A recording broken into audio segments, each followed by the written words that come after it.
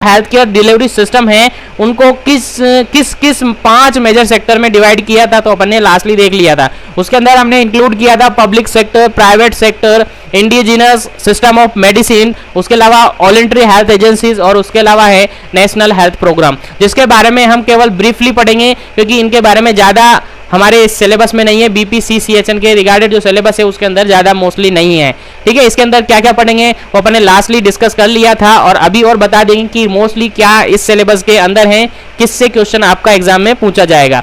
ठीक है, तो आप देख सकते हैं ये ट्राइंगल यहाँ पर बना हुआ है, ये डायग्राम यहाँ पर बना हुआ है, इसको देखिए। यहाँ पर जो हेल्थ केयर सिस्टम है उसको 3 लेवल पर डिवाइड किया हुआ है। कितने लेवल पर डिवाइड किया हुआ है? 3 लेवल पर डिवाइड किया हुआ है, जो कि लास्टली जिसने क्लास ली थी लास्टली और उम्मीद है जो भी क्लास कंटिन्यूअसली ले रहे हैं उनको सब कुछ याद है। तो जिसने भी लास्ट क्लास नहीं ली है जरूर ले फ्रेंड्स, क्योंकि सबको प्लेलिस्ट बनाकर आपको अवेलेबल किया हुआ है आपके इसी जीवन एजुकेशन के ऑनलाइन प्लेटफॉर्म पर।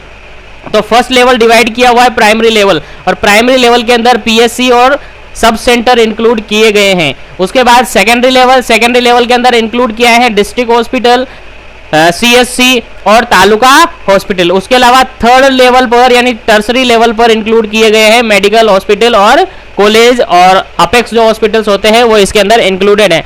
जो ये ट्राइंगल आप देख पा रहे होंगे, जो डायग्राम आप देख पा रहे होंगे, इसी डायग्राम को अपन बेसिकली पढ़ेंगे। इसी डायग्राम से आपका क्वेश्चन डायरेक्टली पुटअप होने वाला है आपके एग्जाम के रिगार्डेड। फाइनली एग्जाम जब होगा आपका तो इसी के रिगार्डेड आपका एग्जाम होने वाला है और इसी से क्वेश्चन आपका पूछा जाने वाला है। तो अपन कह सकते हैं कि ये 3 टायर सिस्टम है, कह सकते हैं कि 3 टायर सिस्टम है। कैसे 3 tier system? First one primary level, second one tertiary secondary level और थर्ड वन है टर्सरी लेवल, यानी प्राइमरी लेवल फिर सेकेंडरी लेवल फिर टर्सरी लेवल। वहीं पर आगे जाकर टायर सिस्टम और एक 3 टायर सिस्टम होता है जो कि अपन यहीं पर देख लेते हैं, इंट्रोडक्शन पढ़ लेते हैं।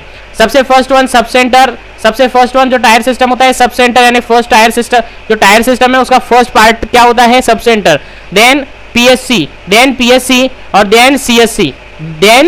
तो ये भी टायर सिस्टम है जिसको अपन 1 बाय 1 डिटेल से डिस्कस करने वाले हैं। यानी बेसिकली हम जो डायग्राम आप देख पा रहे होंगे उसी डायग्राम को हम बेसिकली डिस्कस करेंगे और यहीं से क्वेश्चन पुटअप होने वाला है, क्योंकि आपके सिलेबस में मोस्ट ऑफ दी जो क्वेश्चन दिए हुए हैं, मोस्ट ऑफ दी जो सिलेबस दिया हुआ है यही सिलेबस है और इसी को अपन डिटेल से पढ़ेंगे।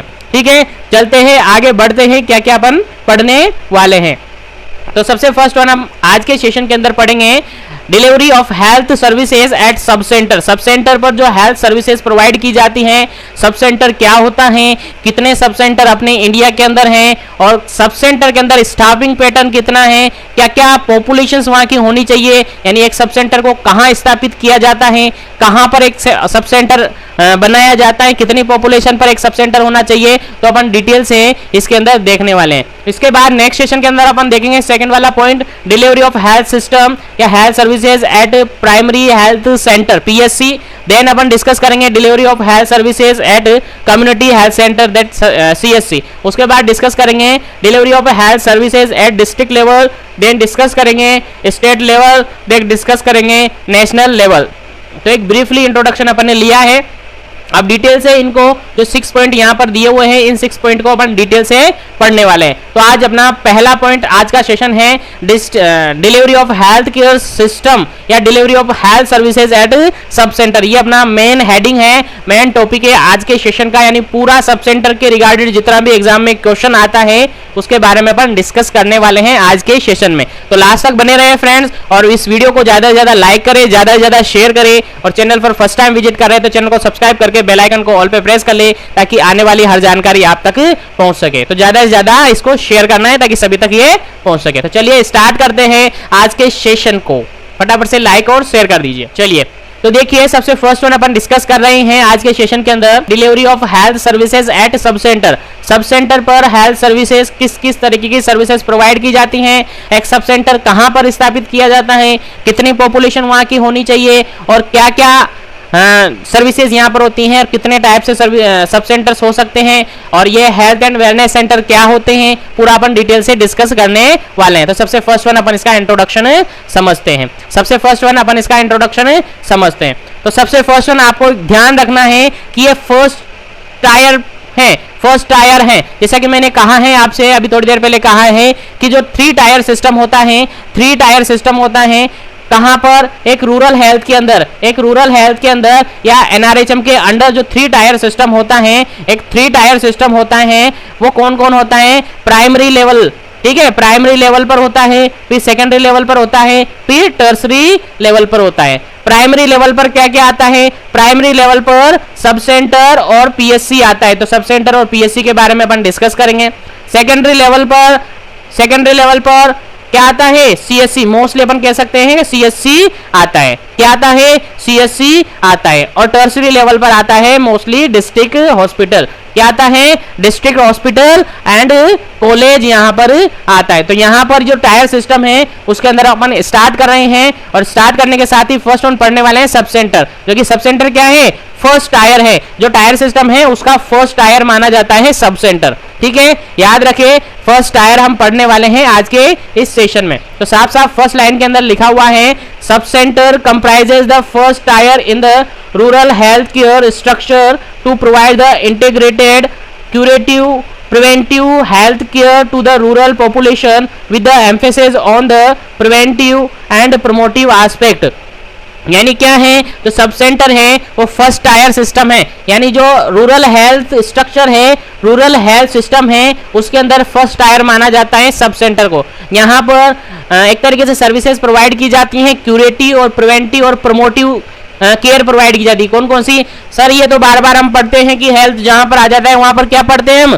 कि प्रिवेंटिव, क्यूरेटिव और प्रमोटिव एस्पेक्ट हम पढ़ते हैं। तो सब सेंटर के अंदर भी यही सर्विसेज प्रोवाइड की जाती है, यानी क्यूरेटिव सर्विसेज प्रोवाइड की जाती है, क्यूरेटिव केयर प्रोवाइड की जाती है, यानी ट्रीटमेंट एस्पेक्ट करते हैं। उसके अलावा प्रिवेंटिव यानी प्रिवेंशन के रिगार्डेड केयर प्रोवाइड की जाती है। उसके अलावा प्रमोटिव यानी हेल्थ को प्रमोशन के लिए केयर प्रोवाइड की जाती है। कहां पर? एक सब सेंटर पर। कहां पर? एक सब सेंटर पर ये सारी केयर प्रोवाइड की जाती है। आई थिंक क्लियर हो गया होगा। आगे बढ़ते हैं। सेकेंड पॉइंट आप देखिए, सेकेंड पॉइंट क्या कहता है? सेकेंड पॉइंट कहता है the sub centre is the most peripheral system, is the most peripheral health facility.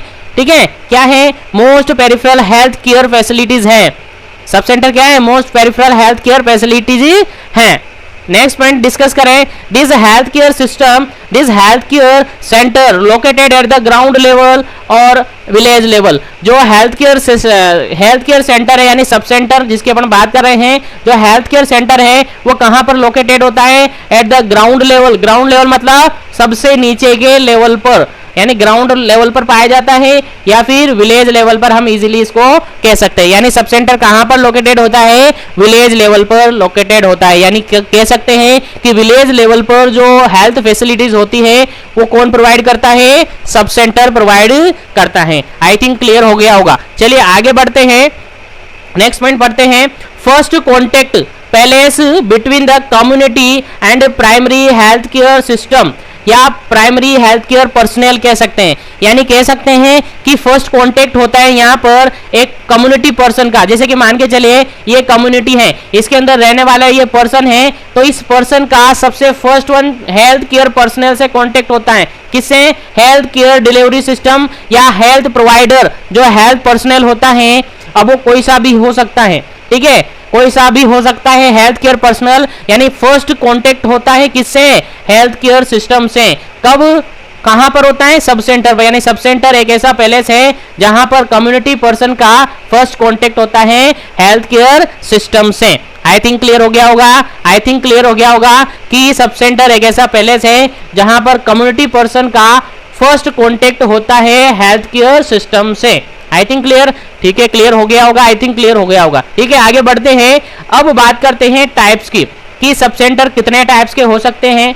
Sub centre को अगर डिवाइड करें अपन तो कितने टाइप से कह सकते हैं? तो यहाँ पर साफ लिखा हुआ है, there are 2 types of sub centre. There are 2 types of sub centre located in India. India के अंदर मोस्टली 2 टाइप के सब सेंटर एग्जिस्ट है या लोकेटेड हैं, जिसके अंदर फर्स्ट है टाइप ए सब सेंटर। कैसा सब सेंटर?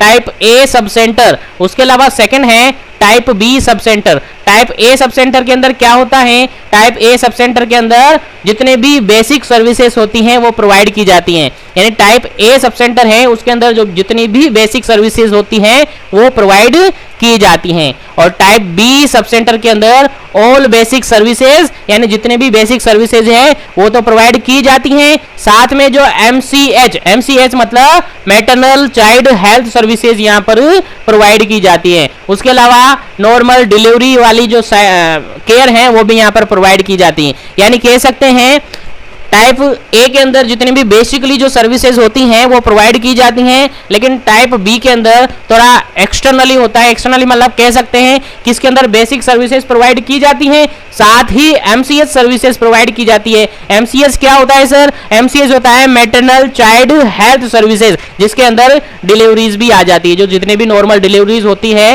प्रेग्नेंट लेडीज की वो सारा कुछ इंक्लूड हो जाता है, और उस टाइप के सब सेंटर को टाइप बी सब सेंटर के नाम से जाना जाता है। आई थिंक दोनों टाइप्स क्लियर हो गए होंगे। टाइप ए के अंदर तो जितनी भी बेसिक सर्विसेज होती है वो प्रोवाइड की जाती हैं, और टाइप बी के अंदर जितनी भी ऑल सर्विसेज होती है उसके साथ साथ मैटरनल चाइल्ड हेल्थ सर्विसेज भी प्रोवाइड की जाती है, यानी एमसीएच सर्विसेज भी प्रोवाइड की जाती हैं। आई थिंक यहाँ तक आपको क्लियर हो गया होगा और सब कुछ समझ में आ गया होगा। तो अब आगे बढ़ते हैं, आज के सेशन को आगे बढ़ाते हैं।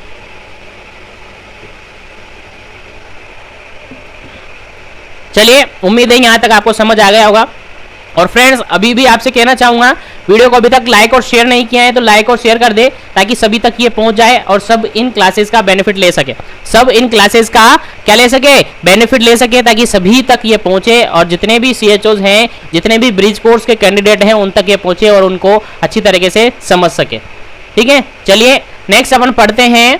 इसी के अंदर नेक्स्ट अपन पढ़ते हैं स्टेबलाइज क्राइटेरिया, यानी सब सेंटर के अंदर क्या क्या क्राइटेरियाज होने चाहिए कि एक सब सेंटर जहां पर लोकेट किया जाता है, एक सब सेंटर जहां पर बनाया जाता है, तो किन कैटेगरीज, किन क्राइटेरिया को फॉलो करते हुए सब सेंटर बनाया जाता है।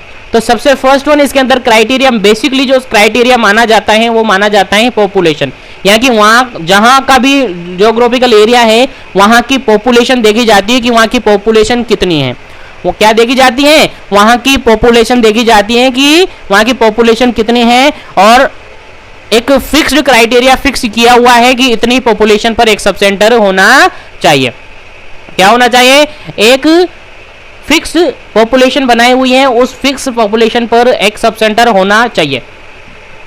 जैसा कि आप देख पा रहे होंगे, यहां पर आप देख पा रहे होंगे, फर्स्ट वन अपन बात करें प्लेन एरिया की या जनरल एरिया की।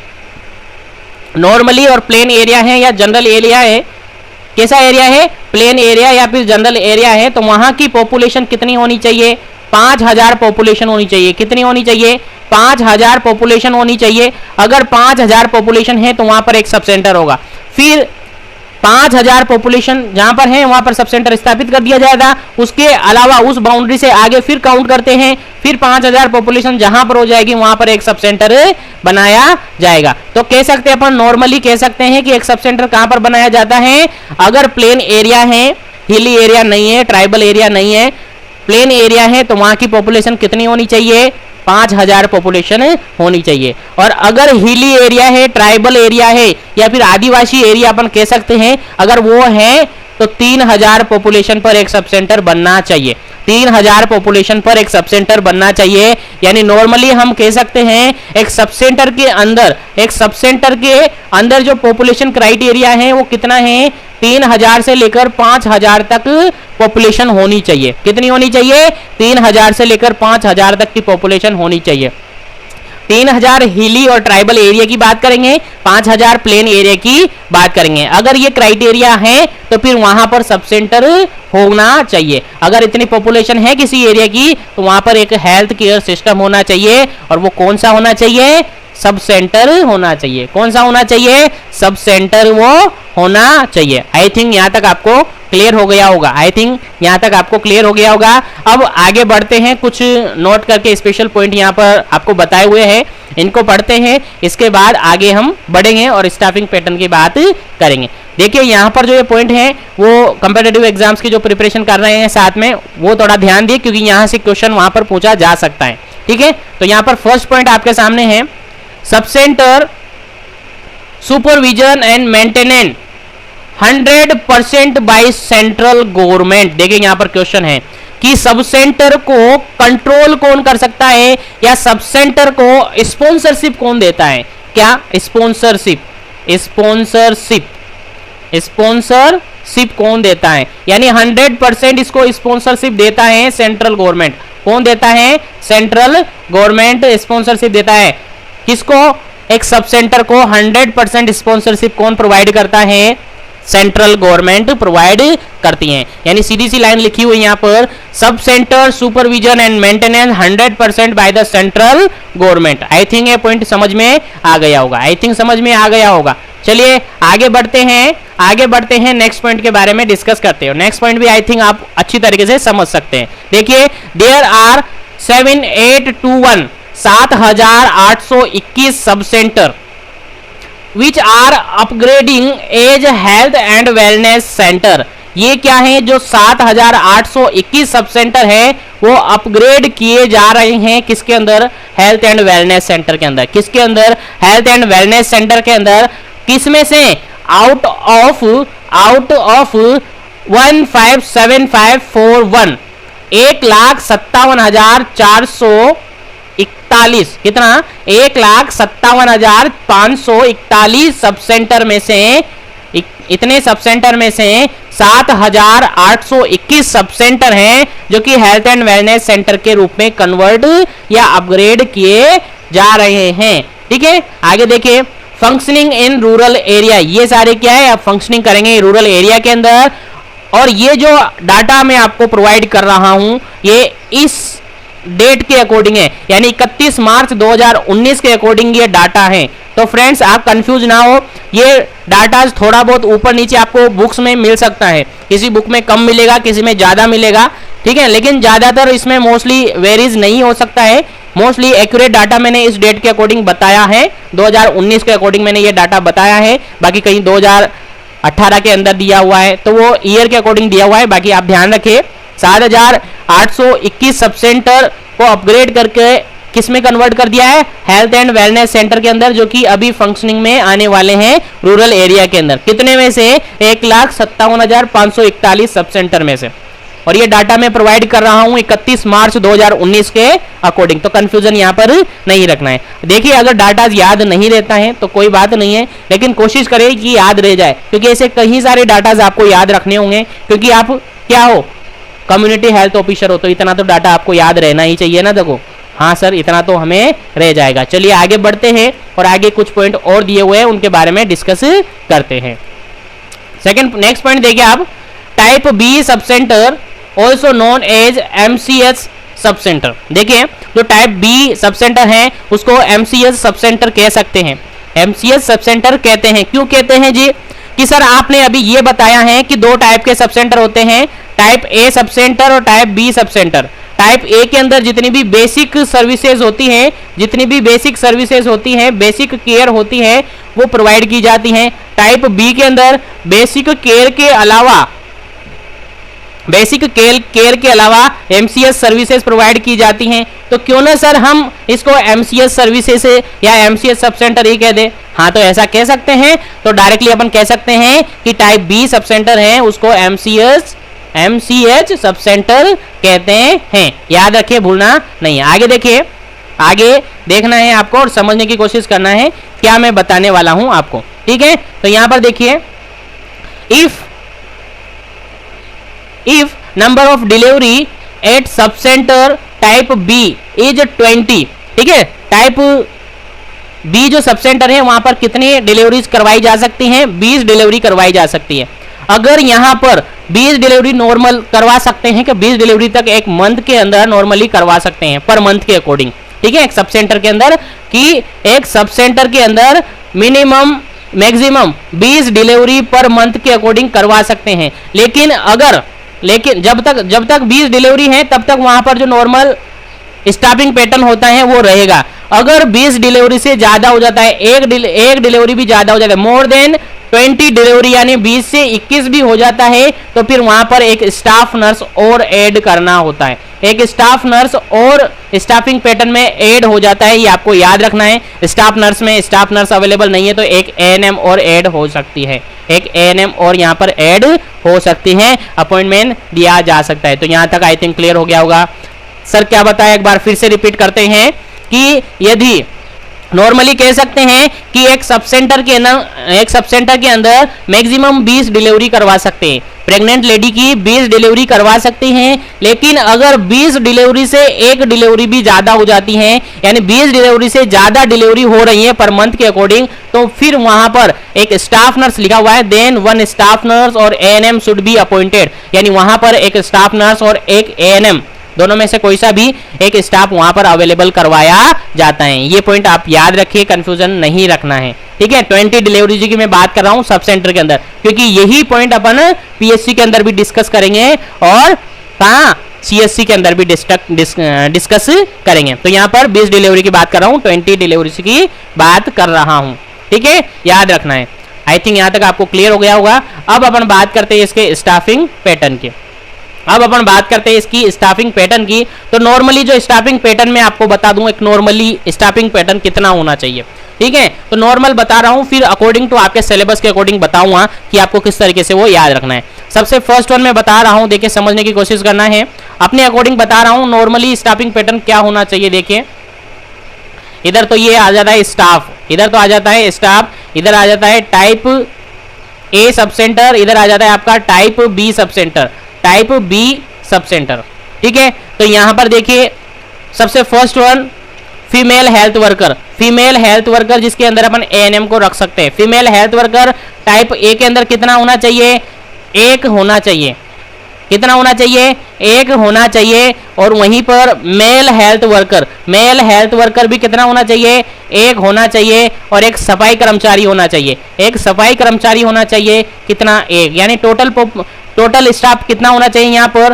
टोटल स्टाफ कितना होना चाहिए, 3 स्टाफ होने चाहिए। और ये पार्ट टाइम हो सकता है, ठीक है, ये पार्ट टाइम हो सकता है, जो सफाई वाला है वो पार्ट टाइम हो सकता है, जरूरी नहीं है परमानेंट हो। यानी 3 का स्टाफ यहाँ पर अपन कंटिन्यूअसली मान लेते हैं। अब यहाँ पर देखें टाइप बी के अंदर अपन देखें तो यहाँ पर जो फीमेल हेल्थ वर्कर हैं या मेल हेल्थ वर्कर है वो कितने होने चाहिए, 2 मतलब कैसे, यहाँ पर मेल के चांसेस कम रहते हैं, यानी मेल कम रह सकते हैं, या फीमेल मोस्टली होना चाहिए, क्योंकि एमसीएस सर्विसेज प्रोवाइड करते हैं तो यहाँ पर फीमेल स्टाफ हो सकता है, ठीक है। लेकिन 2 ये होते हैं और उसके अलावा एक मेल हेल्थ वर्कर हो सकता है, यानी कह सकते हैं कि 2 तो फीमेल हेल्थ वर्कर हो सकते हैं, एक मेल हेल्थ वर्कर हो सकते हैं जो कि फुल टाइम, और एक ये सब होते हैं। उसके अलावा एक सफाई कर्मचारी हो सकता है जो कि फुल टाइम हो सकता है, एक सफाई कर्मचारी हो सकता है जो कि फुल टाइम होता है, यानी कि 4 का स्टाफ यहाँ पर नॉर्मली माना जाता है। कितना स्टाफ, 4 का स्टाफ। यानी जनरली देख सकते हैं आप टाइप ए के अंदर 3 का स्टाफ रह सकता है और टाइप बी के अंदर 4 का स्टाफ होता है। यहाँ पर कौन बढ़ा, एक फीमेल हेल्थ वर्कर बढ़ गया। क्यों बढ़ गया, क्योंकि यहाँ पर एमसीएस सर्विसेज प्रोवाइड की जाती है। कौन सी एमसीएस सर्विसेज प्रोवाइड की जाती है, इसलिए यहाँ पर एक स्टाफ ये बढ़ गया। यानी नॉर्मली अपन कह सकते हैं 3 से 4 स्टाफ होता है एक सब सेंटर पर। कितने, 3 से 4 स्टाफ होता है एक सब सेंटर के अंदर, ठीक है। आई थिंक यहाँ तक आपको क्लियर हो गया होगा। अब आगे बढ़ते हैं और अब आपके सिलेबस के अकॉर्डिंग, जो सिलेबस आपको प्रोवाइड किया हुआ है, जो पैटर्न आपको प्रोवाइड किया है उसके अकॉर्डिंग हम पढ़ते हैं।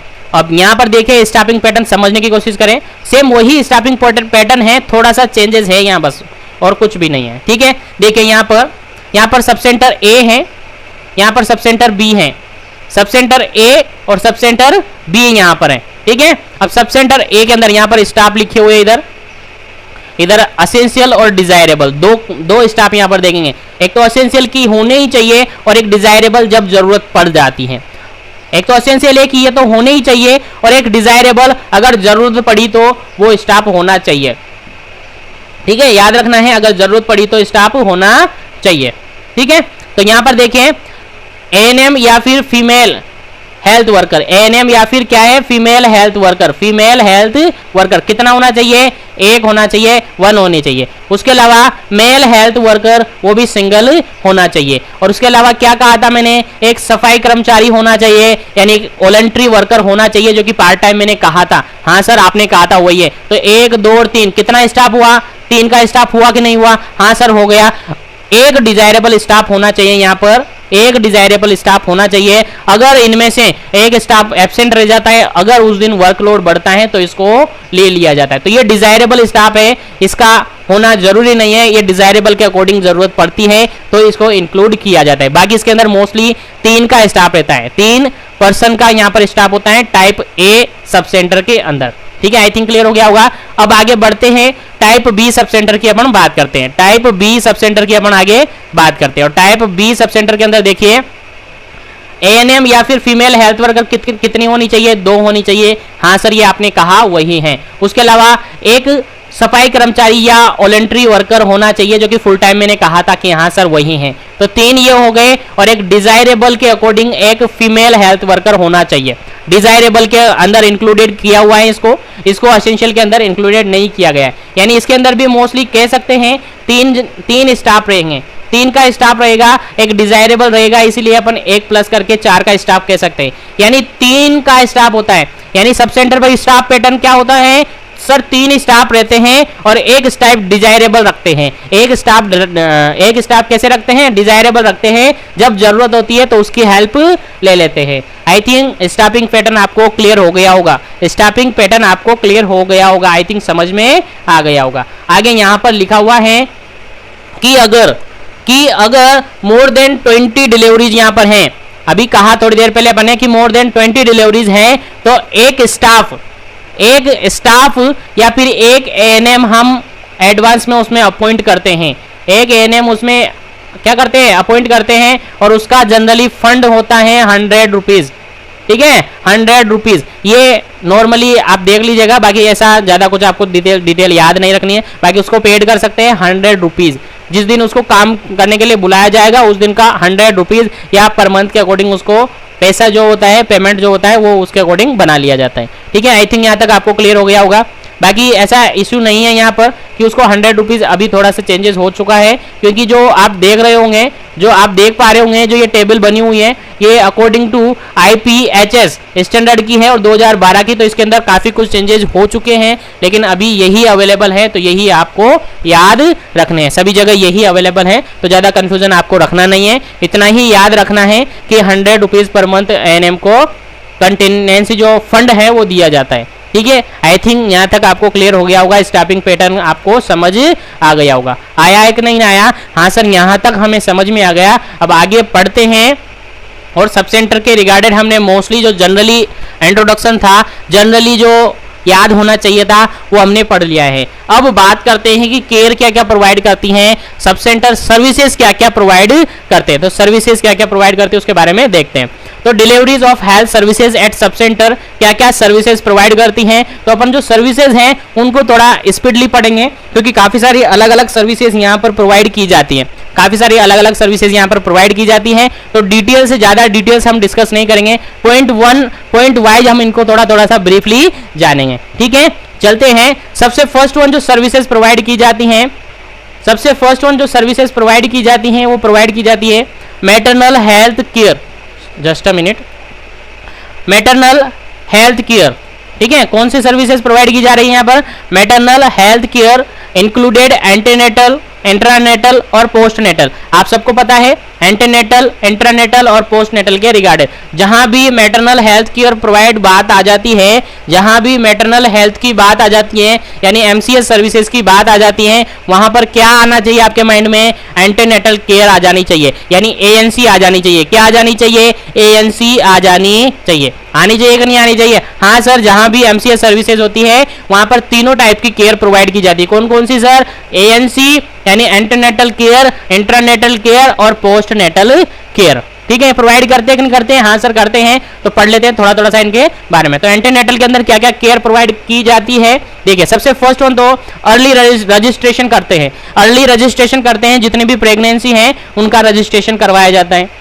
ऑनलाइन ऑफलाइन जो भी मोड होता है उससे रजिस्ट्रेशन करवाया जाता है। उसके अलावा मिनिमम 4 एंटीनेटल चेकअप, कितने? 4 एंटीनेटल चेकअप करवाए जाते हैं। देखिए यहाँ से कंपेटिटिव एग्जाम में क्वेश्चन आया हुआ है कि मिनिमम कितने एंटीनेटल चेकअप करवाने चाहिए। तो आइडियली अपन नॉर्मली माने तो 4 चेकअप होते हैं। बाकी एक आइडियली चेकअप की अपन बात करें तो 13 होते हैं। बाकी अलग अलग क्राइटेरिया के अंदर, जैसे कि अलग अलग स्कीम है, जैसे कि JSSY और JSY के अकॉर्डिंग जो स्कीम है उसके अंदर अलग अलग होते हैं, WHO के अकॉर्डिंग अलग अलग होते हैं, लेकिन बेसिकली उसके चार क्या होने चाहिए, एंटीनेटल केयर चेकअप होने चाहिए। आई थिंक यहाँ तक आपको समझ आया होगा फर्स्ट पॉइंट। आगे बढ़ते हैं और आगे डिस्कस करते हैं।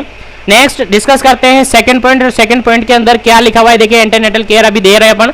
तो एंटीनेटल केयर के अंदर जो भी एसोसिएटेड सर्विसेज हैं, यानी उसका जनरल एग्जामिनेशन, यानी फीमेल जो है, फीमेल का जनरल एग्जामिनेशन, और जनरल एग्जामिनेशन के अंदर क्या क्या आएगा,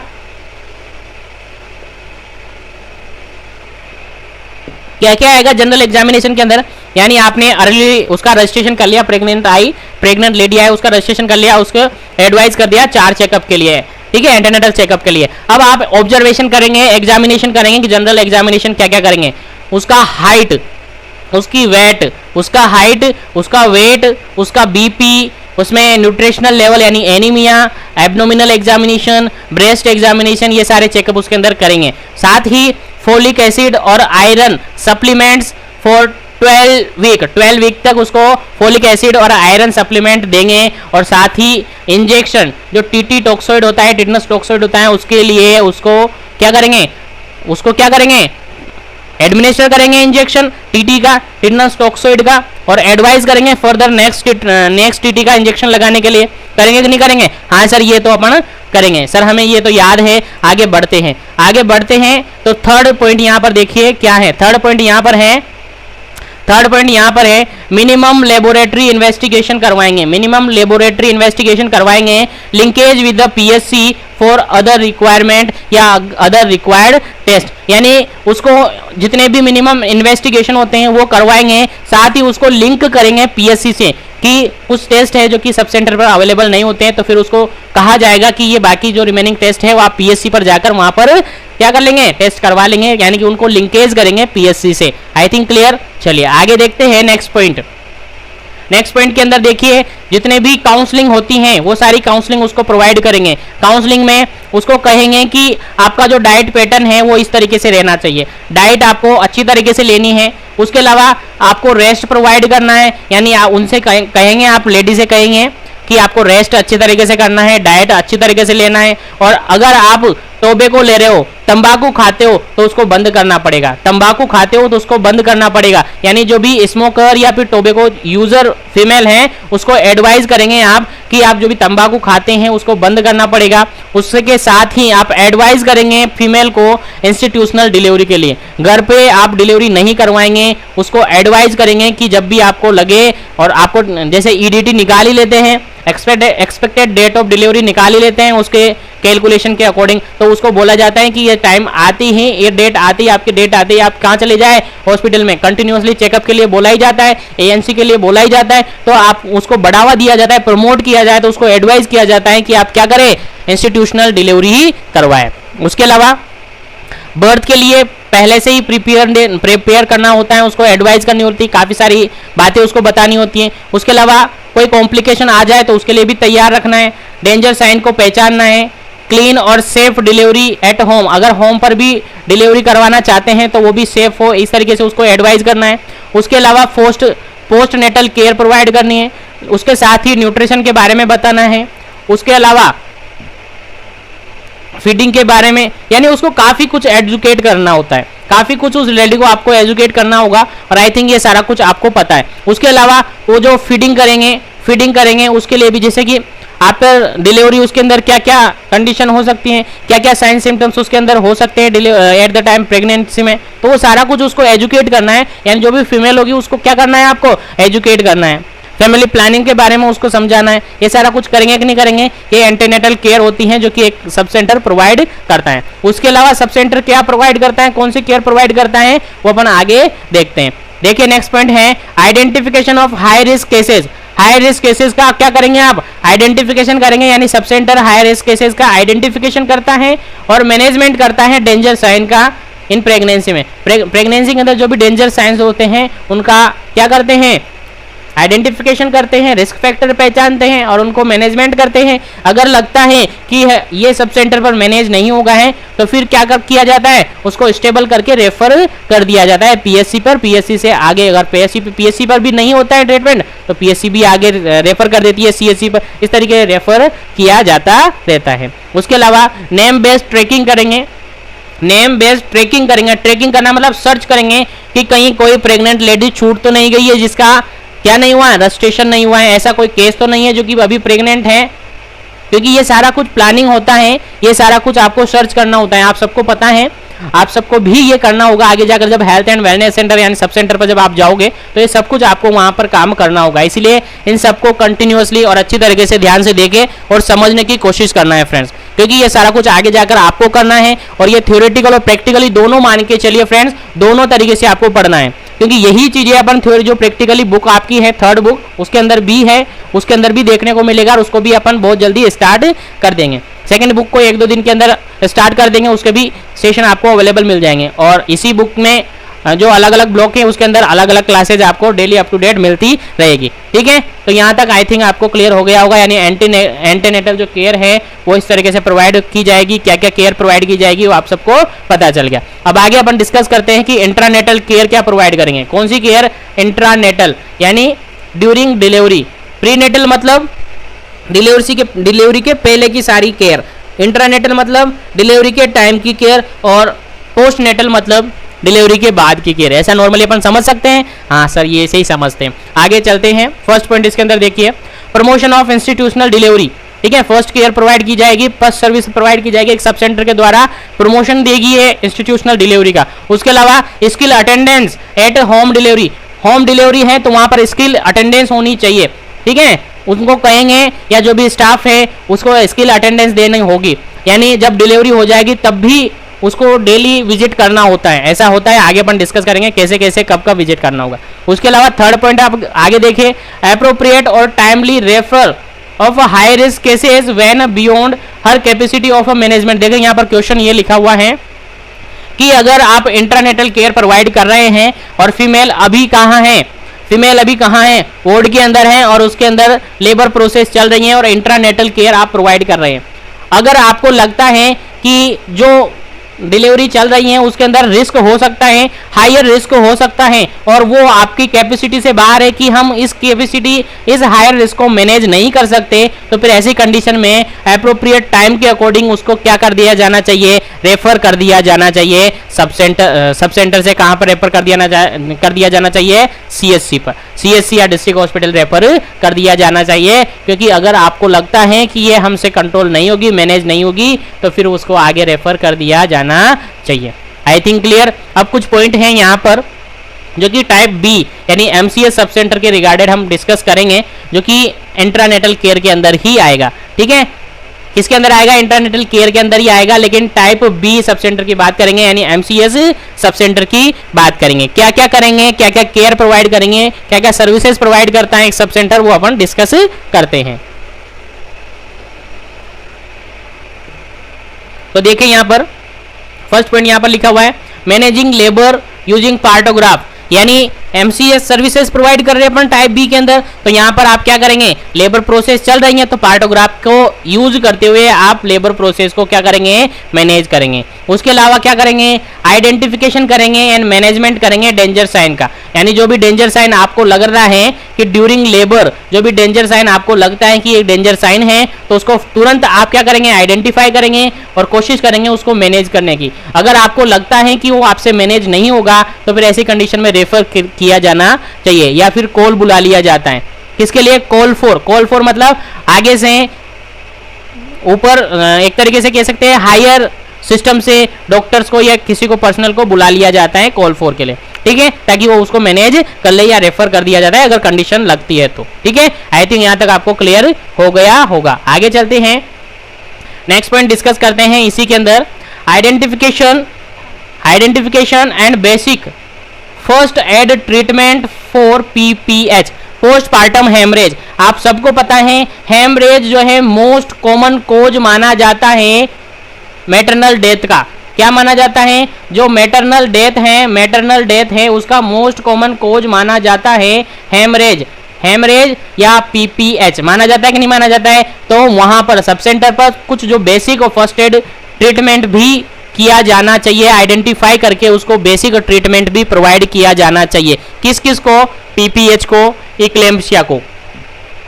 इक्लेम्पसिया क्या होता है सर? सर जेस्टेशनल हाइपरटेंशन के अंदर अपन इक्लेम्पसिया पढ़ते हैं, जो कि अपन डिटेल से डिस्कस करेंगे सेकंड पेपर के अंदर। उसके अलावा सेप्सिस, सेप्सिस क्या होता है सर? सेप्सिस मतलब इन्फेक्शन होता है। उसके अलावा प्रमोट करेंगे अपन रेफरल को। अगर आपसे कंट्रोल नहीं होता है तो फिर ऐसी कंडीशन में उस केस को क्या करना चाहिए? रेफर कर देना चाहिए। आई थिंक ये पॉइंट भी आपको समझ आ गया होगा। तो अपन इंट्रानेटल एमसीएस सर्विसेज के अंदर क्या पढ़ रहे हैं? इंट्रानेटल केयर पढ़ रहे हैं, यानी ड्यूरिंग डिलीवरी, ड्यूरिंग लेबर क्या क्या केयर आप प्रोवाइड करते हो। नेक्स्ट केयर प्रोवाइड करेंगे अपन minimum 24 hour of stay of mother and baby after delivery at sub centre. Sub centre पर यदि कोई डिलीवरी हुई है तो उसको मिनिमम 24 घंटे 24 आवर क्या करना चाहिए? वहीं पर रखना चाहिए। कहां पर? सब सेंटर पर ही रखना चाहिए। अगर सब सेंटर पर डिलीवरी हुई है तो उस मदर को और उसके बेबी को कम से कम 24 घंटे तक सब सेंटर पर ही रखना चाहिए। ठीक है। The environment at the sub centre should be clean and safe for both mother and baby, क्योंकि वहां का जो एनवायरमेंट है उस बेबी और उस मदर के लिए बिल्कुल क्या होता है? सेफ होता है और सही होता है। इसलिए कम से कम 24 घंटे यानी 24 आवर मदर को और बेबी को कहां पर रखना चाहिए? सब सेंटर पर ही रखना चाहिए। आई थिंक इंट्रानेटल केयर भी आई थिंक आपको क्लियर हो गई होगी। इंट्रानेटल केयर भी आई थिंक आपको क्लियर हो गई होगी। अब अपन बात करते हैं पोस्ट नेटल केयर, यानी एमसीएस सर्विसेज के अंदर बात कर रहे हैं अपन, जिसके अंदर अपने प्री नेटल केयर पढ़ा, फिर इंटरनेटल केयर पढ़ा, अब पोस्ट नेटल केयर की अपन बात करते हैं। तो पोस्ट नेटल केयर में अब डिलीवरी हो गई है तो डिलीवरी की बाद की बात करेंगे। तो डिलीवरी की बाद की बात क्या करेंगे कि सर हम असेसमेंट कर लेते हैं, जो बेबी हुआ है उसका असेसमेंट करेंगे और ब्रेस्ट फीडिंग को प्रमोट करते हैं। ऐसा होता है आफ्टर डिलीवरी। तो इसके अंदर फर्स्ट पॉइंट ही लिखा हुआ है, आप देख सकते हैं और पढ़ सकते हैं। इजीली आपको समझ आ रहे होंगे सारी बातें। देखिए इनिशियली या initiation of early breast feeding with in 1 hour of birth, और ऐसा क्वेश्चन आपने सीएचओ का जब एग्जाम दिया था उसके अंदर भी आया था, यानी कि जितना जल्दी हो सकता है ब्रेस्ट फीड स्टार्ट करवा दिया जाता है। आफ्टर डिलीवरी जितना जल्दी हो सके उतना ब्रेस्ट फीड करवाया जाना चाहिए, यानी विद इन 1 आवर आपको ब्रेस्ट फीड स्टार्ट कर देना चाहिए। ठीक है, याद रखना है। ये आपकी पोस्ट नेटल केयर के अंदर अपन पढ़ रहे हैं। आगे देखते हैं, नेक्स्ट पॉइंट अपन डिस्कस करते हैं। नेक्स्ट पॉइंट फॉलोअप केयर के लिए है यहाँ पर। ठीक है, यदि होम डिलीवरी हुई है, अगर होम डिलीवरी हुई है तो यहाँ पर विजिट किस किस तरीके से होने चाहिए? देखिए पोस्ट नेटल होम विजिट, यदि होम डिलीवरी हुई है तो विजिट होना चाहिए 0 डेज पर, यानी जिस दिन डिलीवरी हो उस दिन, उसके बाद 3 दिन बाद, उसके बाद 7 दिन बाद, उसके बाद 42 दिन के बाद होम विजिट होना चाहिए, करना चाहिए। ऐसा सब सेंटर सर्विस प्रोवाइड करती हैं अगर होम डिलीवरी हुई तो। अब अगर सब सेंटर पर डिलीवरी हुई है तो फर्स्ट डिलीवरी तो हो गई फर्स्ट दिन, उसके बाद तीसरे दिन विजिट करना है, 7वें दिन विजिट करना है, 42वें दिन 3, 7 और 42 डेज पर विजिट करना होता है इंस्टीट्यूशनल या फिर हॉस्पिटल डिलीवरी के अंदर।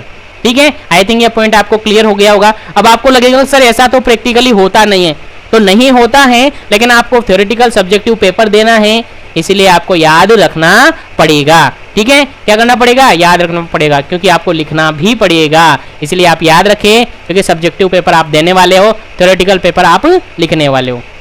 आई थिंक यहाँ तक आपको समझ आ गया। अब पोस्ट नेटल केयर के अंदर नेक्स्ट पॉइंट अपन डिस्कस करेंगे। In case of LBW low birth weight baby कितना होता है? लेस देन 2.5 kg, यानी 2500 ग्राम। ठीक है, या 2500 ग्राम कह सकते हैं, या फिर 2.5 ग्राम कह सकते हैं, यानी 2.5 किलो। यानी कि ऐसा बेबी है जिसका वेट है 2.5 kg से कम है, तो उसको केयर प्रोवाइड करनी है। क्या क्या? उसको एडिशनल विजिट करना है। अगर ये तो विजिट करना ही अभी बताया मैंने, 4 विजिट करने होते हैं। एक बार फिर से आपको बता दूं, भूल गए हो तो भूलना नहीं है, साथ में आपको पढ़ते रहना है, साथ में ध्यान भी रखना है। ठीक है, अगर होम डिलीवरी है तो उसके अंदर विजिट करना है 0 पर, यानी जिस दिन बर्थ हुआ है उस दिन, तीसरे दिन, 7वें दिन और 42वें दिन। ठीक है, यानी 0, 3, 7, 42 डेज पर। उसके बाद अगर डिलीवरी हुई है इंस्टीट्यूशनल डिलीवरी या हॉस्पिटल या सब सेंटर डिलीवरी, तो फिर आपको विजिट करना है 7 डेज पर 3 डेज 7 डेज और 42 डेज, यानी 3 बार विजिट करना है। ठीक है, अगर LBW बेबी हैं, अगर LBW बेबी हैं तो फिर ये जो विजिट है वो थोड़ा बढ़ जाएगा और कितना हो जाएगा उसको एडिशनली ऐड किया जाना है। कैसे कैसे ऐड किया जाना है आगे देखे पढ़ते हैं। अगर डिलीवरी LBW हुई है यानी LBW बेबी डिलीवर्ड हुआ है तो फिर जो विजिट है वो एडिशनली विजिट होगा, जो विजिट है वो एडिशनली विजिट होगा। और विजिट किस किस तरीके से होगा आप देखिए, विजिट किस किस तरीके से होगा। 14 दिन पर विजिट होगा, 21 दिन पर विजिट होगा और 28वें दिन पर विजिट होगा। यानी अगर होम डिलीवरी हुई है, घर पर डिलीवरी हुई है तो फिर 0, 3 और 7 और 42 डेज पर विजिट होगा। अगर हॉस्पिटल में डिलीवरी हुई है तो 3, 7, 42 डेज पर क्या होगा विजिट होगा। अगर बेबी LBW है, कम वजन का बच्चा है, तो उसमें डिलीवरी के बाद 3 विजिट और बढ़ जाएगा, यानी 14 दिन पर, 21 दिन पर और 28 दिन पर बेबी को क्या करना होगा, मदर को और बेबी को क्या करना होगा, विजिट करना होगा, जो कि सर्विसेज प्रोवाइड करता है सब सेंटर। और आई थिंक यहाँ तक आपको क्लियरली समझ में आ गया होगा। अब आगे चलते हैं, यहाँ तक ऑलमोस्ट आपको समझ आ गया होगा। आगे बढ़ते हैं, इंट्रानेटल केयर के अंदर ही अपन डिस्कस कर रहे हैं नेक्स्ट पॉइंट, काउंसलिंग देंगे उस मदर को जिसकी डिलीवरी हुई है, उसके मदर उस मदर को डिलीवरी जिसकी हुई है उसको काउंसलिंग देंगे और साथ ही उसके रिलेटिव को काउंसलिंग देंगे। किसके बारे में, डाइट के बारे में, रेस्ट के बारे में, हाइजीन के बारे में, कॉन्ट्रासेप्टिव डिवाइस के बारे में, एसेंशियल न्यूबॉर्न केयर के बारे में कि किस किस तरीके से आपको अपने बच्चे की केयर प्रोवाइड करनी है, अपने आसपास अपनी पर्सनल हाइजीन का ध्यान देना है। अगर कॉन्ट्रासेप्टिव्स भी फैमिली प्लानिंग के बारे में भी उसको बताएंगे। उसके अलावा इम्यूनाइजेशन की प्रॉपर इम्यूनाइजेशन होना चाहिए, इसका जो भी बेबी हुआ है उसका इम्यूनाइजेशन भी प्रॉपर होना चाहिए, time to up to date इसका इम्यूनाइजेशन होना चाहिए। उसके अलावा इन्फेंट और यंग चिल्ड्रन के अंदर जो फीडिंग है उसके बारे में एडवाइस करेंगे, काउंसलिंग करेंगे, STI के बारे में, उसके अलावा RTI के बारे में, HIV एड्स के बारे में उस पर्सन को, उस फैमिली को और उस मदर को क्या करेंगे, काउंसलिंग प्रोवाइड करेंगे, एजुकेशन प्रोवाइड करेंगे। आई थिंक यहाँ तक भी आपको क्लियर हो गया होगा। और लास्ट पॉइंट है पोस्टनेटल के रिगार्डेड तो नेम बेस्ड ट्रैकिंग करेंगे, नेम बेस्ड ट्रैकिंग करेंगे यानी ये पता करेंगे, ये सर्च करेंगे कहीं ऐसी कोई फीमेल तो नहीं है जिसकी डिलीवरी हो गई है और अभी तक वो हॉस्पिटल या फिर हेल्थ केयर सिस्टम की निगरानी में नहीं आए, या हॉस्पिटल या हेल्थ पर्सनल ने उसका उसका डाटा जो है वो कलेक्ट नहीं किया। ऐसा अपन क्या करेंगे, ट्रैकिंग करने का काम करेंगे। ये सारा कुछ आपको करना होता है, ठीक है, कि कोई PNC केस तो नहीं है, पोस्टनेटल केयर वाला केस तो नहीं है, ऐसे कोई पोस्टनेटल केयर वाला केस तो छूट तो नहीं गया है, वो सारी ट्रैकिंग आप करेंगे। As a CHO community health officer आप हो तो ये आप सब हेल्थ एंड वेलनेस सेंटर पर जब जाओगे तो वहां पर ये सारा कुछ करना होगा। तो आई थिंक यहाँ पर आप सबको सब कुछ समझ आ गया होगा। अभी तक हमने डिस्कस किया है सब सेंटर की हेल्थ एंड सर्विसेज और उसके अंदर हमने अभी single health and services provide की हैं मैटरनल एंड चाइल्ड को, यानी MCS सर्विसेज के अंदर प्रीनेटल केयर, इंट्रानेटल केयर और पोस्टनेटल केयर प्रोवाइड करते हैं, जो कि हमने अभी तक कर ली हैं। अब आगे अपन डिस्कस करते हैं नेक्स्ट केयर। सेकंड केयर होती है चाइल्ड केयर, यानी कि अब बच्चा बड़ा हो गया है, चाइल्ड केयर हो गई है। चाइल्ड के अंदर क्या क्या केयर प्रोवाइड करनी है, तो नॉर्मली सर हमें पता है क्या क्या केयर प्रोवाइड करने हैं। क्या क्या केयर सर, आफ्टर डिलीवरी जो बेबी हुआ है, आफ्टर डिलीवरी जो बेबी हुआ है उसकी एसेंशियल केयर, न्यूबॉर्न केयर उसको प्रोवाइड करनी चाहिए। रूम टेम्परेचर, लेबर रूम का टेम्परेचर सही होना चाहिए। उसके अलावा एसेंशियल न्यूबॉर्न केयर प्रोवाइड करनी चाहिए। ये टाइप B सब सेंटर के अंदर ही आता है, ठीक है, याद रखना है। उसके अलावा काउंसलिंग करनी चाहिए एक्सक्लूसिव ब्रेस्ट फीडिंग के रिगार्डेड, यानी ब्रेस्ट फीडिंग कम से कम ब्रेस्ट फीडिंग 4 से 6 मंथ तक करनी चाहिए। कितनी, 4 से 6 महीने तक। यानी जो ब्रेस्ट फीडिंग यानी ब्रेस्ट फीडिंग कब छोड़नी चाहिए, एडिक्वेट कंपलसरी होती है। कॉम्प्लीमेंट्री फूड कब दे देना चाहिए एक बेबी को, कॉम्प्लीमेंट्री फूड यानी ब्रेस्ट फीडिंग के अलावा जो अदर से वेनिंग ऑफ फूड जिसको कहते हैं वो 6 मंथ तक तो ब्रेस्ट फीडिंग देनी चाहिए। उसके बाद 6 मंथ के बाद क्या कर सकते हैं, उसको कॉम्प्लीमेंट्री फीडिंग दे सकते हैं। ऐसा काउंसलिंग अपन उस लेडी को कर सकते हैं। ऐसी केयर भी प्रोवाइड करती हैं सब सेंटर, ठीक है। आई थिंक समझ में आ रहा होगा। देखिए नॉर्मली मैं क्या है थोड़ा डिटेल से जा नहीं रहा, नॉर्मली जो पॉइंट आपको याद रखना है वो बता रहा हूं, ठीक है। यानी एक चाइल्ड के अंदर ये काउंसलिंग देनी है फीमेल को या मदर को कि 6 मंथ तक, 4 to 6 मंथ तक आपको एक्सक्लूसिव ब्रेस्ट फीडिंग करवानी है, 6 मंथ तक, ठीक है, अप्रोप्रिएट ब्रेस्ट फीडिंग करवानी है। और आफ्टर दैट 6 मंथ के बाद आप कॉम्प्लीमेंट्री फीडिंग करवा सकते हैं, ठीक है। जब तक तो आपको क्या करना है, 6 मंथ तक तो आपको कंटिन्यूअसली ब्रेस्ट फीडिंग ही करवानी है। आप पढ़ सकते हैं, पॉइंट के अंदर यही सब कुछ लिखा हुआ है। आई थिंक यहां तक आपको क्लियर हो गया होगा। आगे बढ़ते हैं, आगे जस्ट अ मिनट, आगे बढ़ते हैं, नेक्स्ट पॉइंट के बारे में डिस्कस करते हैं। नेक्स्ट पॉइंट है assist the growth and development of infant and under 5 children and make timely referred, ठीक है। यानी असेसमेंट करेंगे अपन ग्रोथ एंड डेवलपमेंट, आपने पढ़ा होगा ग्रोथ एंड डेवलपमेंट पीडियाट्रिक के अंदर कि एक बेबी है उसकी ग्रोथ कैसे कैसे बढ़ती जाती है। 6 मंथ में डबल हो जाती हैं, 1 ईयर में ट्रिपल हो जाती हैं, फिर 2 ईयर में और बढ़ती हैं। इस तरीके से उसका ग्रोथ एंड डेवलपमेंट असिस्ट करेंगे, उसका हाइट वेट असिस्ट करेंगे। अगर आपको लगता है कि इनएप्रोप्रिएट है, अगर उनका ग्रोथ एंड डेवलपमेंट प्रॉपरली नहीं हो रहा है, तो फिर उसको आगे एडिशनली चेकअप के लिए या फिर एडिशनली उसको प्रोवाइड करेंगे या फिर रेफर करेंगे आगे नेक्स्ट पीएससी, सीएससी या फिर डिस्ट्रिक्ट हॉस्पिटल में कि ये प्रॉब्लम है। जब तक कि आपको क्या करना है, sub centre as a sub centre आपको उसको केयर प्रोवाइड करनी है, उसका ग्रोथ एंड डेवलपमेंट चेक करना है एक इन्फेंट का, ठीक है, और अंडर 5 चिल्ड्रन का। आई थिंक यहाँ तक आपको क्लियर हो गया होगा। अब आगे डिस्कस करते हैं, और आगे क्या करेंगे, नेक्स्ट केयर क्या प्रोवाइड करेंगे एक चिल्ड्रन को सर नेक्स्ट केयर प्रोवाइड करेंगे कि उस चिल्ड्रन को क्या होना चाहिए, full time immunisation, full immunisation उसका हो जाना चाहिए। जितने भी ऑल इन्फेंट हैं या चिल्ड्रंस हैं उनको क्या करना चाहिए, फुल टाइम इम्यूनाइजेशन, जितने भी इम्यूनाइजेशन होते हैं, जितने भी इम्यूनाइजेशन के वैक्सीनेशन होते हैं वो सारे एक इन्फेंट के अंदर हो जाने चाहिए। ऐसा एडवाइज आप कर सकते हो फीमेल को, और होने भी चाहिए, ठीक है। अगेंस्ट जो वैक्सीन प्रिवेंटेबल डिजीजेज हैं, जिससे as per government of India की जो गाइडलाइन बनी हो उसके अकॉर्डिंग पूरा वैक्सीनेशन होना चाहिए एक इन्फेंट का या चिल्ड्रन का।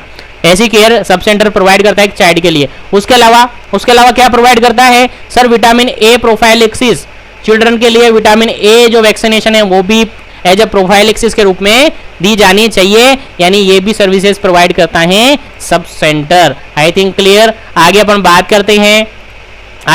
करते हैं next point, prevention and control of childhood disease. जितने भी चाइल्डहुड डिजीज हैं, लाइक अपन एग्जांपल की बात करें तो माल न्यूट्रिशन है, इन्फेक्शन है, ARI है यानी रेस्पिरेटरी इन्फेक्शन है, उसके अलावा डायरिया है, फीवर है, एनीमिया है, ये सारा कुछ क्या करेंगे, प्रिवेंशन करवाएंगे और कंट्रोल करेंगे इन चाइल्डहुड डिजीजेस का। ये भी फंक्शन करता है एक सब सेंटर। तो ये भी केयर, ये भी सर्विसेज प्रोवाइड करता है एक सब सेंटर, यानी प्रिवेंशन और कंट्रोल ऑफ चाइल्डहुड डिजीजेस। ये भी स्ट्रेटेजीज बनी हुई है और IMNCI के अंदर आपने पढ़ा होगा, नहीं पढ़ा तो आगे अपन कंटिन्यूअसली पढ़ेंगे, ठीक है। तो ये केयर प्रोवाइड करेगी एक सब सेंटर। उसके अलावा क्या प्रोवाइड करेगा, नेम बेस्ड ट्रैकिंग करेंगे फॉर ऑल इन्फेंट और children to ensure full immunisation, कि जितने भी बेबीज डिलीवर्ड हुए हैं इन्फेंट और चिल्ड्रन उनको कंप्लीटली इम्यूनाइजेशन हुआ या नहीं हुआ है उसका नेम बेस्ड ट्रैकिंग हम करेंगे। ये अपना काम होता है, एक सब सेंटर का काम होता है। आगे देखें, आइडेंटिफिकेशन एंड फॉलोअप। आइडेंटिफिकेशन करेंगे और फॉलोअप के लिए बोलेंगे, अगर जरूरत पड़ती है तो रेफर और रिपोर्टिंग के लिए कहेंगे। अगर उसको रिपोर्ट करता है, अगर कोई रिपोर्ट करता है, रिपोर्ट कौन सी रिपोर्ट करता है, आइडेंटिफिकेशन और फॉलोअप के लिए बोलेंगे। साथ ही अगर आपको लगता है कि कोई इन्फेंट ऐसा बच गया है कि इसको इम्यूनाइजेशन नहीं हुआ है, कोई पर्सन जिसमें डेंजर साइन मिलते हैं, किसी चिल्ड्रन के अंदर डेंजर साइन मिलते हैं, कोई इन्फेक्शन है, तो फिर उनको रेफर किया जाना चाहिए, और जिसका इम्यूनाइजेशन नहीं हुआ है उसको इम्यूनाइजेशन के लिए प्रमोट किया जाना चाहिए। किसको प्रमोट करेंगे सर, उनके पेरेंट्स को प्रमोट करेंगे, उनकी मदर्स को प्रमोट करेंगे। तो एक चाइल्ड को ये केयर प्रोवाइड की जानी चाहिए। साथ ही न्यूट्रिशन के रिगार्डिंग हमने बात की कि फीडिंग भी प्रोवाइड करनी चाहिए एटलीस्ट 6 मंथ तक, 4 to 6 मंथ तक बेबीज को क्या करनी चाहिए, एक्सक्लूसिव ब्रेस्ट फीडिंग करवानी चाहिए। आफ्टर दैट वेनिंग ऑफ फीडिंग करवा सकते हैं, यानी कम्प्लीमेंट्री फीडिंग करवा सकते हैं। कम्प्लीमेंट्री जो फीडिंग होता है, आर्टिफिशियली जो फीडिंग है, यानी ब्रेस्ट मिल्क के अलावा भी जो देते हैं वो दे सकते हैं आफ्टर 6 मंथ। ये सभी एडवाइस करना चाहिए फीमेल को या फिर कपल को। आगे देखते हैं, नेक्स्ट सर्विसेज प्रोवाइड करता है सब सेंटर, वो होती हैं family planning and contraceptive.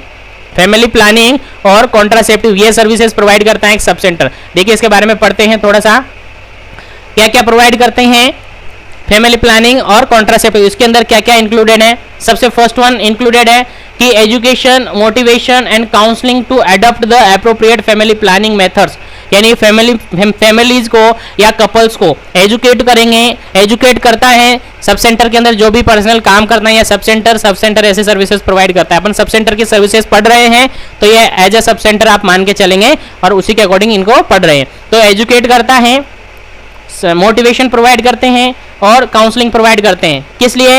Adapt to appropriate family planning method, यानी स्पेशल या अप्रोप्रिएट फैमिली प्लानिंग जो मेथड्स है एंड कॉन्ट्रासेप्टिव्स है उनका यूज करे, उनके बारे में एजुकेट करे, उनके बारे में मोटिवेट करे। ये सारा कुछ करता है एक सब सेंटर और वहाँ का स्टाफ। ठीक है, आई थिंक यहाँ तक आपको क्लियर हुआ होगा। यानी कपल्स को और फैमिलीज को एजुकेट करेंगे फैमिली प्लानिंग के रिगार्डेड। उसके अलावा provision of contraceptive such as the condom, oral pills, emergency contraceptives, intra uterine contraceptive device यानी IUD insertion where ANM is trained in the IUD insertions. ठीक है, यानी सभी जितने भी कॉन्ट्रासेप्टिव डिवाइस है उनके बारे में एजुकेट करेंगे, उनके बारे में बताएंगे वहाँ के पॉपुलेशन को, वहाँ के फैमिलीज को, वहाँ के कपल्स को, और उनको मोटिवेट करेंगे इनको कि प्रॉपरली और अप्रोप्रिएट फैमिली प्लानिंग मेथड या कॉन्ट्रासेप्टिव्स आप ले यूज करें। ठीक है, वो सारा कुछ उनको बताएंगे। उसके अलावा फॉलो अप सर्विसेज प्रोवाइड करेंगे एक एलिजिबल कपल को। ठीक है, सी पॉइंट आप देखिए, follow up services to eligible couple to adopting any family planning methods या टर्मिनेशन या स्पेसिफिक मेथड, यानी फॉलो अप सर्विसेज प्रोवाइड करेंगे एलिजिबल कपल को जो कि अडॉप्ट करना चाहते हैं फैमिली प्लानिंग मेथड्स को। फैमिली प्लानिंग मेथड्स में टर्मिनल मेथड्स भी हो सकते हैं, यानी परमानेंट सीजेशन भी हो सकता है, और स्पेसिफिक मेथड भी हो सकता है कि वो कॉन्ट्रासेप्टिव्स का किस तरीके से यूज करें। उनको फॉलो अप केयर भी प्रोवाइड करता है, फॉलो अप सर्विसेज भी प्रोवाइड करता है सब सेंटर। ठीक है, आगे समझ में आई थिंक यहाँ तक भी आपको क्लियर हो गया होगा। उसके अलावा नेक्स्ट सर्विसेज क्या प्रोवाइड करता है sub centre? Sir next services provide करता है सब सेंटर MTP क्या? मेडिकल टर्मिनेशन ऑफ प्रेगनेंसी की भी सर्विसेज प्रोवाइड करता है, यानी सेफ अबॉर्शन सर्विसेज भी प्रोवाइड करता है सब सेंटर, यानी काउंसलिंग और refer of safe abortion services, यानी एजुकेट किया जाता है, मोटिवेट किया जाता है और काउंसलिंग प्रोवाइड की जाती है about the MTP, medical termination of pregnancy के बारे में बताया जाता है। अब MTP क्या होता है डिटेल से अपन आगे इसकी अलग से सेशन, सेपरेट सेशन लेके उसके अंदर पूरा डिटेल से देखेंगे। उसके अलावा क्या प्रोवाइड करता है sub centre? Sir curative services भी प्रोवाइड करता है। क्यूरेटिव सर्विसेज किसके लिए? अबाउट जितने भी कम्युनिटी के अंदर एक माइनर अलाइनमेंट जो डिजीज कंडीशन होती है, माइनर जो डिजीज कंडीशन होती है, कॉमन कंडीशन होती है, उनका ट्रीटमेंट भी प्रोवाइड करता है सब सेंटर। लाइक फीवर है, डायरिया है, ARI है, वॉर्म इन्फेस्टेशन है, और साथ ही फर्स्ट एड इंक्लूड किसके अंदर? एनिमल बाइट के अंदर, जैसे कि कोई उंड केयर करना, टर्निक्यूट करना, ठीक है, स्नेक बाइट है उसके बारे में बताना, तो ये सारी केयर भी प्रोवाइड करता है एक सब सेंटर। आई थिंक यहाँ तक आपको क्लियर हो गया होगा। और अभी तक सब सेंटर से रिगार्डेड जो भी अपन ने पढ़ा है सेशन के अंदर, हो सकता है सेशन थोड़ा बड़ा हो गया है, लेकिन एक ही सेशन के अंदर आपको सारा कुछ अवेलेबल करवा दिया जा रहा है। ठीक है, तो आई थिंक फ्रेंड्स सब कुछ आपको क्लियर हो रहा होगा और अभी तक जितना पढ़ा आपको समझ आ गया होगा। तो अभी भी इस वीडियो को ज़्यादा से ज़्यादा लाइक और शेयर करें ताकि सभी तक ये क्लास पहुंच जाए और सभी इस क्लास का बेनिफिट ले सके। और आगे बढ़ते हैं, नेक्स्ट सर्विस क्या प्रोवाइड करता है सब सेंटर? तो नेक्स्ट सर्विस प्रोवाइड करता है एडोलसेंट हेल्थ। और एडोलसेंट हेल्थ के रिगार्डेड क्या क्या होने चाहिए? एडोलसेंट हेल्थ मतलब गर्ल्स के रिगार्डेड अपन बात करेंगे तो एजुकेशन और काउंसलिंग की जानी चाहिए, एजुकेशन और काउंसलिंग दी जानी चाहिए एडोलसेंट एज ग्रुप को।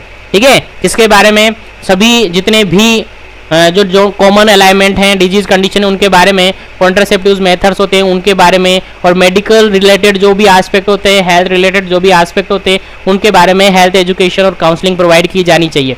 और मोस्टली गर्ल्स को, ठीक है, क्योंकि उनके अंदर जो पीरियड्स होते हैं यानी मेंस्ट्रुअल साइकिल्स वगैरह होती हैं, उनमें एबनॉर्मलिटीज वगैरह होती हैं, उन सब के बारे में एजुकेट किया जाना चाहिए एडोलसेंट एज ग्रुप को। ठीक है, आई थिंक समझ में आया होगा। आगे बढ़ते हैं, और हेल्थ एजुकेशन या हेल्थ स्कूल हेल्थ सर्विसेज भी प्रोवाइड करता है सब सेंटर। क्या प्रोवाइड करता है? स्कूल हेल्थ सर्विसेज भी प्रोवाइड करता है। सर स्कूल हेल्थ सर्विसेज में क्या आएगा? सर वापस से वही घिसा पीटा वही चीजें आ जाएगी। क्या स्कूल के अंदर आपको जाना है, सर्विसेज प्रोवाइड करनी है, क्या क्या वैक्सीनेशन के रिगार्डेड आपको बताना है, इम्यूनाइजेशन के बारे में आपको बताना है। उसके अलावा जो भी माइनर अलाइनमेंट है जैसे कि फीवर है, ARI है, डायरिया, इनके बारे में बताना है। न्यूट्रिशनल डेफिशिएंसी डिसऑर्डर्स के बारे में बताना है, एनीमिया वगैरह है उनके बारे में बताना है। ठीक है, ये सारी जानकारी क्या देंगे, स्कूल हेल्थ सर्विसेज प्रोवाइड करेंगे, यानी स्कूल के अंदर आप जाते हैं, एजुकेशन प्रोवाइड करते हैं, वहाँ के जितने भी कॉमन फैक्टर्स होते हैं, बेसिक हेल्थ होती है, उनके बारे में बताना चाहिए ताकि एजुकेशन बढ़े, और एजुकेशन बढ़े तो वहाँ का लेवल भी अच्छा रहे। ये ऐसा क्या है, ये सब क्या पढ़ रहे हैं अपन, सब सेंटर की सर्विसेज पढ़ रहे हैं। आई थिंक यहाँ तक आपको समझ आ गया होगा। उसके अलावा क्या होता है सर, वो क्या सर्विसेज प्रोवाइड करती है सर सब सेंटर, तो सर्विस प्रोवाइड करती है control of local endemic disease, यानी लोकली जो एंडेमिक डिजीज आ रही है उनके कंट्रोल, उनके प्रिवेंशन और उनके ट्रीटमेंट के बारे में भी सर्विसेज प्रोवाइड करता है एक सब सेंटर। उसके अलावा क्या प्रोवाइड करता है सर, उसके अलावा प्रोवाइड करता है वाटर और सैनिटेशन के बारे में, यानी वाटर और सैनिटेशन, यानी वाटर का जो प्रॉपर ड्रेनिंग होना चाहिए, डिसइंफेक्शन करके पीना चाहिए, गर्म करके पीना चाहिए, ऐसा एजुकेशन करना चाहिए, ऐसा एजुकेशन फैलाना चाहिए, यानी एजुकेशन देना चाहिए लोगों को कि जो वाटर है उसका प्रॉपर ड्रेनेज होना चाहिए, जो वेस्ट है उसका प्रॉपर ड्रेनेज होना चाहिए, अपने आसपास सफाई रखनी चाहिए, सैनिटेशन रखना चाहिए। ठीक है, और वाटर का जो ड्रेनेज सिस्टम है, वाटर सप्लाई का जो सिस्टम है वो प्रॉपरली अप्रोप्रिएट होना चाहिए, ऐसा सब कुछ बताना चाहिए। उसके अलावा फील्ड सर्विसेज प्रोवाइड करनी है। फील्ड सर्विसेज क्या प्रोवाइड करते हैं सर, तो फील्ड सर्विसेज ये प्रोवाइड करते हैं सर, मैं बताता हूँ।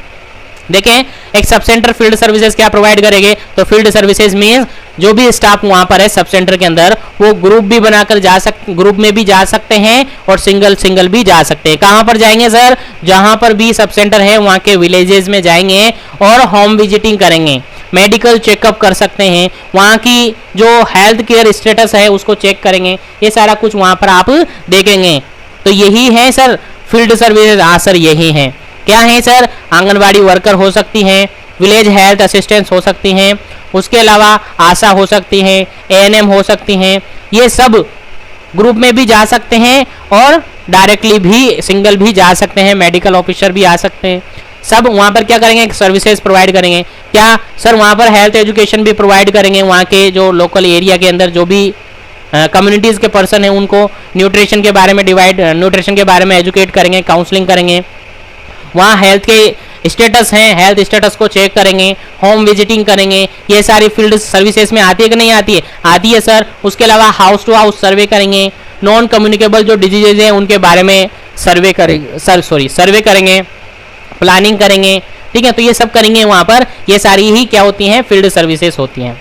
उसके अलावा लास्टली जो सर्विसेज होती हैं सब सेंटर की, वो है national health programme services. National health programme services जो कि सब सेंटर क्या करता है, जितने भी ऑल ओवर जितने भी नेशनल हेल्थ प्रोग्राम बने हुए हैं उनको क्या किया जाता है, उनके बारे में बताया जाता है, उनको प्रमोट किया जाता है, उनको इम्प्लीमेंट करता है एक सब सेंटर। क्या करता है, इम्प्लीमेंट करता है। अब कौन कौन से प्रोग्राम सर, तो ऑल प्रोग्राम की बात कर रहा हूं मैं फ्रेंड्स, जितने भी नेशनल लेवल से प्रोग्राम ऑर्गेनाइज हुए हैं उन सब प्रोग्राम्स को ये इम्प्लीमेंट करने का काम करता है कौन, सब सेंटर। अब कौन कौन से प्रोग्राम है देख लीजिएगा आप।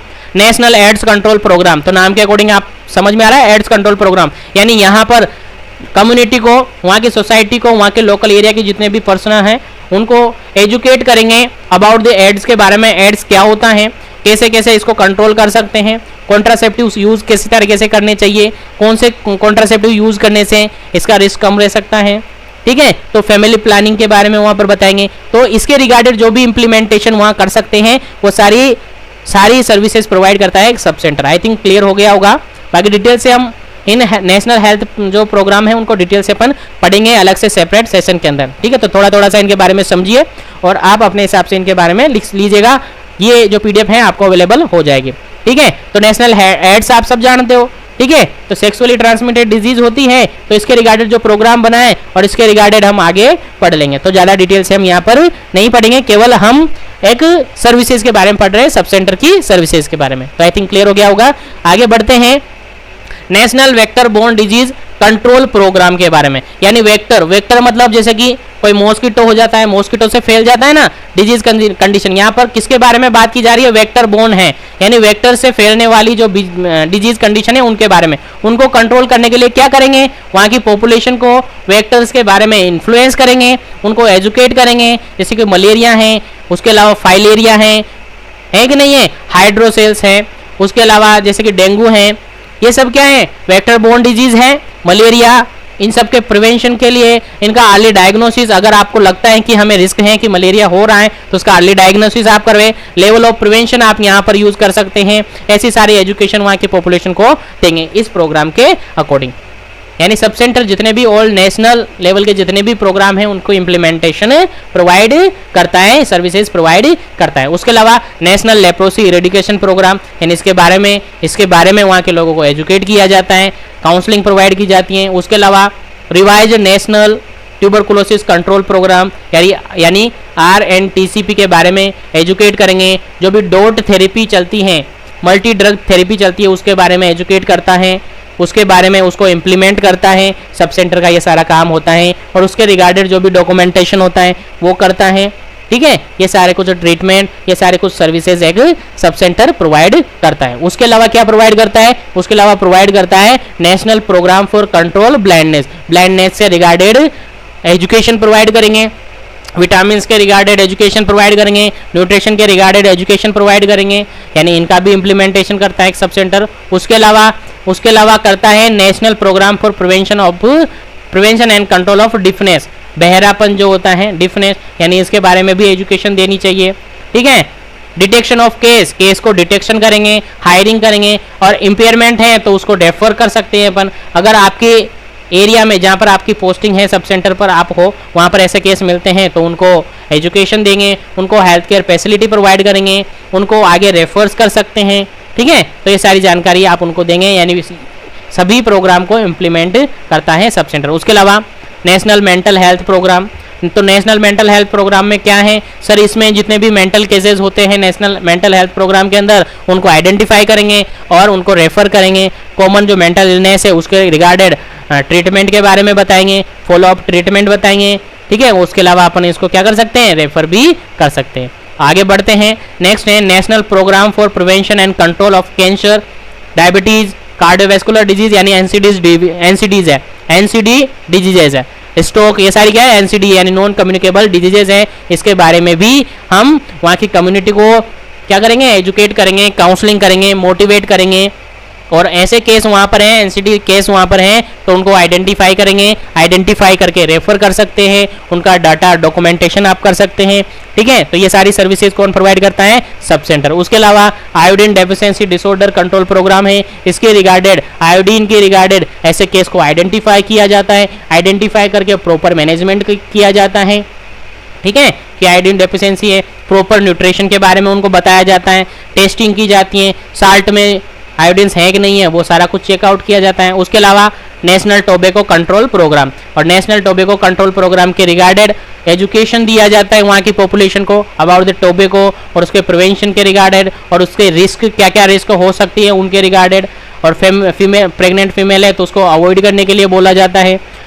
और इसके अलावा टोबैको च्यूइंग से क्या क्या नुकसान हो सकते हैं, क्या क्या रिस्क फैक्टर्स होते हैं, वो सारा कुछ एजुकेशन वहाँ के पर्सन्स को आपको देना होता है, एक्शन सब सेंटर को देना होता है। ठीक है, तो ऐसा कुछ वहाँ पर केयर प्रोवाइड की जाती है। उसके अलावा national programme for health care of elderly, जो भी एल्डरली एज के हैं वहाँ पर जाएंगे और वहाँ की लोकल एरिया में जो भी एल्डरली एज है यानी ओल्ड एज पर्सन है उनको एजुकेट किया जाता है कम्युनिकेबल और नॉन कम्युनिकेबल डिजीजेस के बारे में। उसके अलावा हेल्थ से रिलेटेड एस्पेक्ट के बारे में, हेल्थ से रिगार्डेड जितने भी डिजीज कंडीशन है, जितने भी रिस्क फैक्टर्स होते हैं एल्डरली एज में जो भी रिस्क फैक्टर होते हैं उनके बारे में एजुकेट किया जाता है। यानी ऑल ओवर कह सकते हैं जितने भी नेशनल लेवल प्रोग्राम हैं उनका इम्प्लीमेंट करता है एक सब सेंटर। आई थिंक यहाँ तक आपको क्लियर हो गया होगा। उसके अलावा एक सब सेंटर क्या करता है, प्रमोशन करता है मेडिसिनल हर्ब, जो हर्ब मेडिसिन है, आयुर्वेदिक है या हर्ब मेडिसिन है, उनको प्रमोशन देता है, यानी उनको प्रमोट करता है। और उसके अलावा रिकॉर्डिंग ऑफ वाइटल इवेंट, जितने भी वाइटल इवेंट हैं उनको रिकॉर्डिंग का काम करता है एक सब सेंटर। और आई थिंक सब सेंटर के रिगार्डिंग जो भी हमने पढ़ा है इस सेशन के अंदर, इस क्लास के अंदर, ऑलमोस्ट आप सबको वो याद हो गया होगा और ऑलमोस्ट आप सबको वो समझ आ गया होगा। और ऐसी उम्मीद करता हूं कि आप सबने क्लास बिल्कुल कंसंट्रेशन के साथ पढ़ी होगी, ताकि आप सबको सब याद रहा होगा। और ये मान के चलिए ये क्लास आपने पढ़ लिए तो आपको सब कुछ याद है, ऐसी मैं आशा करता हूं, उम्मीद करता हूं। और इसी उम्मीद के साथ आज के सेशन को यहीं पर फिनिश करेंगे। मिलेंगे नेक्स्ट सेशन के अंदर बहुत ही जल्दी। तब तक के लिए क्लास को ज़्यादा से ज़्यादा शेयर करें ताकि सभी तक ये पहुंच जाए और सबको इसका बेनिफिट हो सके। और ज़्यादा से ज़्यादा शेयर करना है फ्रेंड्स। और चैनल को अभी तक सब्सक्राइब नहीं किया है और जिसको भी आप शेयर करते हैं उससे भी कहे कि चैनल को सब्सक्राइब करके रखें, ताकि जब भी इस पर कोई अपडेट हो, और अपडेट के आप सबको बताएं डेली अप टू डेट आपको क्लास अवेलेबल की जा रही है। तो चैनल को सब्सक्राइब नहीं किया है तो चैनल को सब्सक्राइब कर ले, साथ ही बेल आइकन कॉल पे प्रेस कर ले ताकि आने वाली हर अपडेट आप तक पहुंच सके। साथ ही टेलीग्राम चैनल को भी ज्वाइन कर ले जहां पर आपको इन सब का PDF अवेलेबल करवाया जा सके। तो उम्मीद है फ्रेंड्स सब कुछ आपको समझ आया होगा। आज की क्लास को यहीं पर फिनिश करते हैं।